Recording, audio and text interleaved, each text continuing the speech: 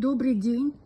Сегодня 17 апреля, и я хочу вам показать свои деревья, сплетенные из ивы, из прутка ивы.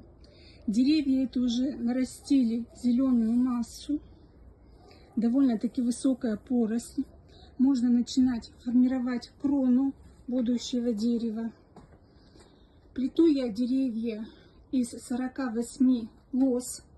Поэтому ствол дерева получается объемный, пышный, ровный, красивый. Высота моих деревьев от 0,9 до 2 метров. Высокие деревья, двухметровые, также хорошо обросли уже зеленью. Можно приехать, посмотреть, выбрать дерево, а также я делаю доставку с ДЭК.